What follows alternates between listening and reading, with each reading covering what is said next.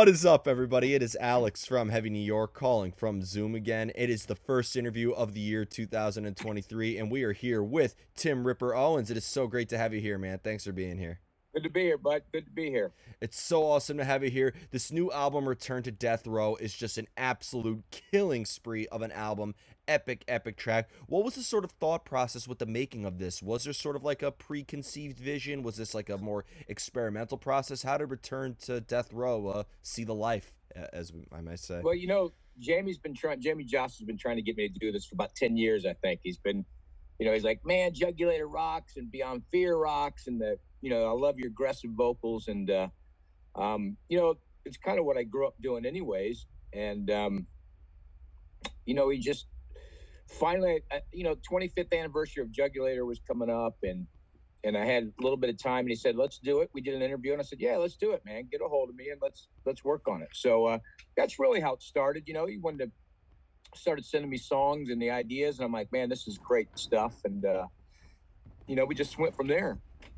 And Jamie Jossa, being that he's collaborated with many artists like Dee Snider and a bunch of other projects, from Dee Snider to Danny Diablo to so many others, it almost seems like he really is sort of like a jack of all trades. Did working with him on this teach you some new things on a technical level and expose sides of you that you haven't maybe done previously? I don't think so. I think vocally it's just sounds like Ripper Owens. It's I've done it in the past and I think it's just musically, it's a little bit. It has some faster songs, more than one fast song. Usually, I have like one fast song on an album, Scream Machine or something like that. But I think this one, has three fast songs on it. It's heavy, and it's just right up my alley. I mean, he basically just gave it to me and said, "Go for it." So that was pretty much it. The thing about working with him is we've been friends for a long time, and I loved what he did with the Dee Snider records. I thought it was great material. When I heard that material originally, I'm like, man, I'd love to do something as well. So, but it was, I've been at it for a long time now. So I just kind of get in my studio and do it. Well, even though this whole record is consistently heavy, but I feel like there's also different vibes. Like, I love the bass intro in Silent Cage. I feel like that sets up like a real sort of groove into the setting. But then you have a track like Die While We're Alive that goes full on into it. Did every song have its own approach or its own unique sort of strategy with the making of it? Or was there sort of like a formula that applied to the making of every song on here?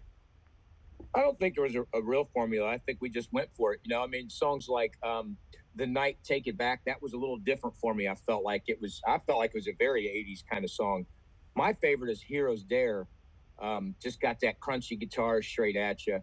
Silent Cage is funny because that one reminds me a lot. I did a record a few years ago called "A New Revenge," which was probably one of the best received records I've done in a long time. The reviews and everything, and it was more of a straightforward hard rock kind of record, and I think Silent Cage sounds like it would be on that record, but there really wasn't. We just sent me the ideas and we said let's there's not really we wanted to be a little heavier, and I think that was kind of it. The thing about Jamie is he knows vocally I can do just about anything. That's what's great about doing a record like this.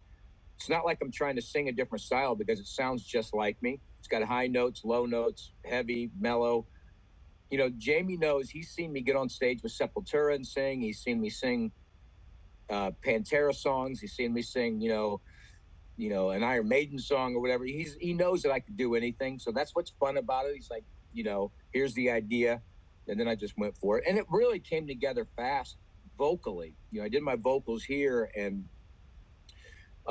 he would laugh because he would send me the ideas and send me stuff in the morning. Or the night before or whatever. And then he said he'd be in the studio with the guys and you'd hear a ding and it would be like, Ripper's vocals are already here. He said they would always laugh because he'd be like, Jesus, man, the guy, we sent it to him hours ago and all of a sudden he sends it back and it's already done. So, and I do a lot of vocals. I mean, there's a lot of layering, a lot of harmonies, and he doesn't have to use it, but I usually send about 12 total vocal tracks that would be, either they might overlap and stuff. Usually it's like, there's always 4 for a chorus or for a verse. I always do 4 vocals, regular and lower. don't have to use, you could just use one if you want, so I would send him these things, and always putting high notes here and there, and it's fun to do. We're going to be doing a full length record that'll come out in the mid-year or something like that, and it'll have probably 10 songs on it. So I can't wait to do something like that, because then you can even do more stuff. This is just a taste. It's 6 songs. It's a taste. It's got a little, like you said, it's got light and shade on it. I jokingly said to someone, uh, and it did, obviously it made blabbermouth. I said, there's no ballads on this record. And the closest to a ballad would be Silent Cage. And that's probably what the next one's going to be like this, but even more. Yeah, I do gotta ask. Through the course of the making of this album, how many times did Jamie say "that's hard"? Did he say that quite a lot on He there? did. Yeah.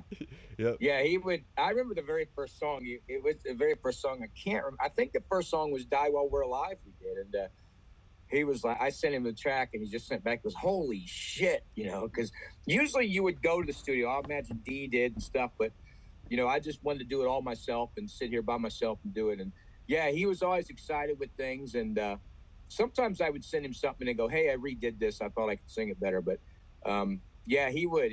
All of the Jamieisms came out on this. I love that. I tried to. I was talking to Craig Gass about this, saying that they need to make the Josta Show drinking game where you have to do a shot every time he says hard or lyric police or something like that, and then every time he interrupts the podcast for an ad, you have to chug your beer until the ad is over. I'd be in trouble because I don't, I know Jamie doesn't drink at all, so he would be laughing, and I'm not a very good drinker. I can't drink that much, so he would probably say it about 3 times, and I'd be drunk. Fair enough. Fair enough. Now, you mentioned too that this is just a taste of Ripper, but like, could you see maybe more uncharted territory maybe being explored for the full length album too? Maybe like some different sounds incorporated in there, because heaviness is such like a, it's such a, I don't want to say vague, but it's such a vast thing. Is it heavy like Creator? Is it heavy like Metallica? Is it heavy like Deicide? Like, so is there going to be more uncharted territory explored for Ripper? Well, absolutely. I've always said light and shade is what I like to do, and I like to have a lot of versatility in it. When you grow up listening to Ronnie James Dio and Rob Halford and John Oliva, and then you also listen to Death Angel and Testament, and, Slayer. So and vocally I can cover all those genres. So it's fun to do it, and I really look at that's what's great, because I mean, there's actually light and shade on this record with just 6 songs. I know we have 3 balls out fast songs and heavy. Again, vocally, they're just straightforward, um, and they'll definitely, who knows? I mean, you write songs and you go check this one out, and but I think definitely when you have 10 songs, you could definitely hit. I imagine there'll be some more straightforward songs, and who knows, there could be some kind of ballad on it. I don't know. You never know. Never say never. It's one thing to have a vocal style and, have the technical level, but then there's also lyrics that you have to incorporate as well. Has there ever been a time where maybe a lyrical idea or a lyrical concept can maybe help influence the direction of the sound, or have you always preferred to have music before any lyrics come into play? I've always preferred to write lyrics to the music. I might have song titles, but I mean, even if Jamie would say, I got this song and it's called, Hellfire. Well, then I would just, it's an instrumental or whatever, and I would just write that down and then just start singing to the song from the beginning.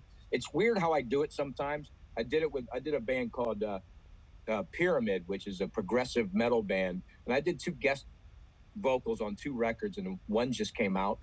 And he had written the first record. I think I wrote 1 song on it. Then he's like, hey, I got all these instrumentals. That's how the second record come out. And he's like, you want to try to write some songs to these instrumentals? Now it's progressive rock, and it's just pure fucking craziness. I mean, it's you're writing to offbeats, but he had titles to the songs already, that he would send me, and I just went with the titles because they were great titles. Greed and whatever. It was like, this is pretty awesome.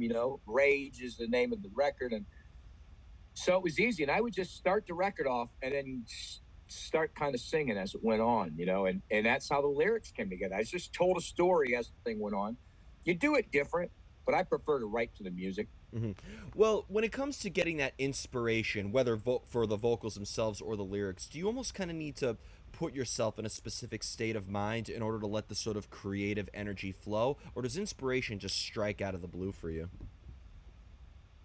Uh, it usually strikes out of the blue, but in this day and age, it's not hard. It's a little easier. Well, I shouldn't say that because since I write a lot of, I'll throw in a song about a monster just because the metal fans like it, or vampires, or stuff I don't know nothing about because I'm not kind of into that stuff.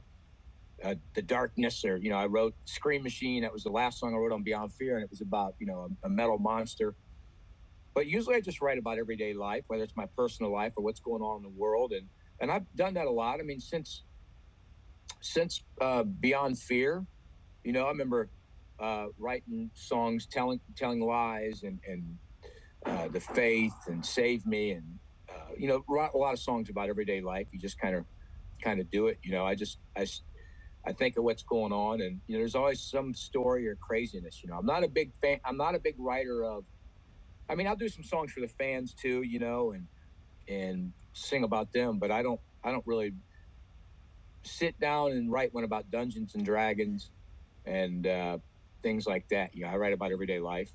Does it come from an internal source of inspiration? Are you looking inward with that, or is it almost kind of like is maybe like observation and like sort of like looking outward into the world part of your songwriting I think process? it's a little both. Some songs will be inner. I wrote songs of personal things and pick yourself up, and relationships, and I just broke up with my girlfriend, so I imagine I'll have a lot of songs coming out pretty soon about that. Not bad songs, good songs, and you write. I write about, like, I will observe what's going on. You see. I mean, right now we're split so much in the world, not just America. Everything's split, and both sides are so freaking crazy that you have all angles to write at. You have all what's going on. I mean, I could probably write a whole song on paying $8 for gas. I mean, it's but you have all kinds of stuff to write. But what's going on in my city. Whether it's about poverty. I mean, I wrote a song called "The World Is Blind" back on my solo record, "Play My Game," and it was about different parts. America has it pretty good. I mean, people putting down America in America, it's like, dude, you need to go out of the world. You got places in Russia that's snow black, and you got, I mean, there's things. So you kind of get it on everything, But I do a little both. I have a lot of inner stuff, personal stuff I'll write about, and I kind of hide it, mask it a lot too. I don't. You can't tell. Like if I write a song about that I did on the Spirits of Fire record, it almost you couldn't tell whether it was about somebody who commits suicide at the end or somebody that actually changed their life and was moving ahead at the end. The song didn't explain it. You could take it any way you want. At the end, it left you thinking, what it's a great song, and but you kind of write whatever like that. Hmm. When it comes being such a prolific artist with with this new Return to Death Row album, but with your time in Judas Priest, Iced Earth, Charred Walls of the Dam, The Three Tremors, so many projects, is there like a usual method behind the madness that applies to everything, or do you feel like maybe you portray different sides of yourself within a different project, and maybe the creative process and mindset is a little bit different? I really don't. I think I've done it for so long. I mean, things might come out different or sound different, but I approach it different, and I'm still me. I don't, when I do Spirits of Fire or New Revenge, or my solo records, or any band I do, and especially on my new solo EP, I just do me. I mean, it's funny because I talk about this in interviews. People will go, oh man, the haters out there. There's definitely plenty of those. And they're always like, I suck, or I'm not unique, or I'm trying to sound like Halford or something. I'm like, Jesus Christ, man, I've been singing for 30 years. I put out 800 records. When they say, when are you going to do something original? I'm like, I keep putting original records out, and it's me. I mean, it's funny. And the guy I was talking to yesterday, I said, when somebody says I sound like somebody else, and I listen to myself, I think I sound like nobody. I sound like nobody.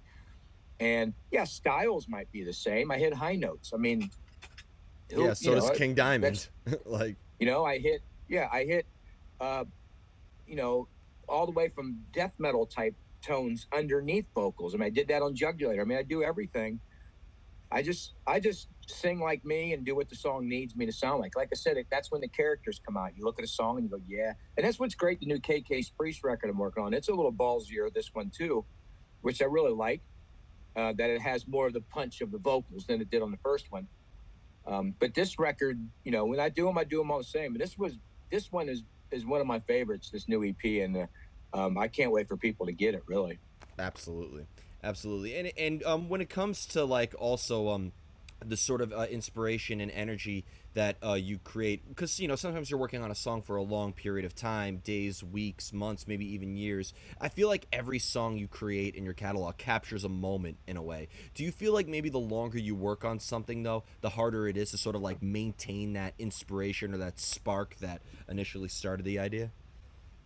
Well, it is, and one thing is, the more you sit with songs and change, when you first write them, you first sing them, you first record them, you play them. Um, you change it a little bit. Like they might take what I get and move things around, and musically they might change a part in the song. But the longer you mess with it, the more you lose that thing. I think I've seen it with so many songs and so many things, and that was great about this. They made a few changes from the demo after I recorded, and they were so good. But the song structure was still the same. They just might have did a halftime beat in a little part instead of the regular. They might have changed the guitar part, but the structure of the song was still the same. They might have put effects on or something. But yeah, I think the more you sit with it, the more you work with things, the more you lose it. It's funny, of all the people, when I recorded with Ingve, as much as he has the bad rap, he was one of the easiest guys I ever worked with. I would do a vocal take, I'd be done, and he'd go, "That's good, dude, that's good." And I'd say, "Let me do it again." I can do it. He go, "No, no, no, just keep that one. That's good. We don't want to lose that rawness in the feel that you had on that one." I'm thinking, okay. I'm thinking this. I was thinking going in, this dude's going to be a perfectionist and make me do it 8 million times. And which that's how I recorded Jugular and Demolition. Took a long time to get it, but yeah, the longer you go, the more things can change. Absolutely. And going down into the catalog, I kind of wanted to get lost down memory lane in a way, because in 2023, this marks 30 years of Heart of a Killer by Winter's Bane. I kind of wanted to go back and look at that record, sort of like a deep cut in the Tim Ripper Owens catalog. What was the sort of mindset that you were going into in 1993, and how did that, influence what we would hear on Jugulator or Demolition or Live in London from what we've gotten with Judas Priest or even the Glorious Burden? Well, it's great. It's funny because vocally, I would love to re-record "Heart of a Killer" now, because everybody's like, "That's one of your best vocal performances." I'm like, it's really not. I mean, it has high notes and it's a good vocal song album, but it doesn't have the character that I have now. It doesn't have the rasp, the heaviness. I still have the same highs. My highs right now, which I finally got them back. My highs right now are as good as ever, but I have a heavier tone to my voice, and I would love to do it with all the characters. But it's funny thing about that record is we recorded it on Massacre Records in Germany. We had a week or so to record it. I had a day and a half to record all my vocals. So whether I was sick or not, they waited till the end. So the day came for me to sing. I'm thinking, man, I hope I'm not going to be sick, because I got 1 day or 2 days to record the whole record. So that was busted out like, you know, craziness. But it showed what I sang like back then. I mean, it's not like I sang. It's not like I joined Judas Priest and started singing that style. That's just, and it took me a while to find the style when I was a singer. When I first started, I sounded like Brian Johnson. Everything I sang, whether it was Scorpions, it sounded like AC/DC. Whether it was, because I didn't know how to sing yet. I didn't know. I just would be like, you know, uh, there's no one like you. It was like, this is crazy. And I'm like, I don't know what the hell I'm doing. And then I think listening to all my heroes, Dio and Anthrax, I was a big Anthrax fan. And then I realized I started singing. I'm like, I know what, this is my voice, man. I got this voice, but it didn't have as much characters back then. It was still straightforward, like on Winter's Bane. But it started showing then, really what I was like, what I was going to sing like, And then every day I try to get better. I mean, I'm influenced by Chris Cornell. I'm influenced by John Oliva. So I kind of go on. But right now it's funny because, like I said, it molded me into sounding just like Tim Ripper Owens. I don't think I sound like anybody. And I don't think anybody sounds like me. And it's probably because I still try to get better and sound different as I go on. Of course, and I mean, again, like the evolution that has occurred, but it's still you. I think it's hard sometimes. You evolve so much, you kind of lost where you were in the past, and sometimes you don't change at all. But I think you got the best of both worlds, where you demonstrated evolution, but you also stayed true to who the Ripper we all know and love is. Yeah, yeah. And the final question I wanted to ask you is kind of going back to your live presence in a way. As I mentioned the Live in London album that you've done. So I've not only seen you play live, like with the Three Tremors and other bands before, but I've also listened to live performances of what you do. Is there a similar energy that you channel into your live presence as you do when you are songwriting or practicing or recording in a way, or do you consider playing live and songwriting two separate forms of self-expression? Well, it kind of is. I mean, the funniest thing is, I enjoy singing live, and I pride myself on being a live singer more than anything uh, because I'm good at it. Now, I lost the Three Tremors tour you probably saw. I didn't have a very good voice. I could hide it in the three because there's other singers. But the last 5 years, I kind of lost my voice for some reason. It just wasn't. I could still sing, but it wasn't the same. Now I'm on fire. But I've always prided myself on singing what I did on the record and beyond. Right? If I'm doing a song, uh, that's why I like the Judas Priest songs like in Live in London. There's higher notes, there's longer notes. Uh, I've always prided myself. So I think the difference is you record it. It's funny. All of my stuff that I record is harder to sing than anything else. So I need to probably tame it down a little bit in the studio. Yeah. But I've always prided myself on getting on stage. My goal, this is my job, right? So you don't want to be a mechanic and not be able to fix cars worth of shit, right? You want, and I want to. My job, everything I do, leads up to me blowing people away. That's what I want to do. Not saying I always do it, but I don't talk before shows. I show up right before I go on stage. I leave right after I'm done. I go to the hotel. You know, so the difference is there's more studio. You can do things over again and make sure you get it right. You got one time to do it on stage. That's it. You got to do it. And I just want to see people's faces, and I love to see it. I just did a tour: Alaska, Seattle, San Diego, LA, Mexico, and I love to look out in the crowd and see people's facial expressions when I sing, because I like them, especially people who's never seen me. Like, and that's the best one. So I live to me is where I tried. KK used to always say when the people didn't want to give me a chance, he'd always say, "Well, come to the shows because the proof is in the pudding." That's what he would always tell people. So live is where it's at. Definitely. So before we go, I want to thank you so much for your time today and for such an awesome chat. Is there just anything else with the release of Return to Death Row that you would like to plug in terms of maybe can we get some sort of live Well, performances or anything like that? well, they can get it on martyr.net, martyrstore.net. There's all kinds of stuff on there: bundles, CDs, albums, cassettes. All that stuff is out there. You can always check me out on Tim Ripper Owens, like on Twitter or Facebook, Instagram. All my accounts are on there. There's a link page. What do they call that thing? Link. I don't know. There's a link page on it. It's got like all that. my stuff. I Yeah. should probably write that down here in my notes. And you can get everything. You can get a cameo from me for anything. So, but the thing right now is just get the EP, Return to Death Row. Just under Ripper. Just Ripper. Looking forward to it. Thank you so much, everybody. We are here with Tim Ripper Owens. Ripper, Return to Death Row. Be sure to pick up the EP. We will see you next time on Heavy New York.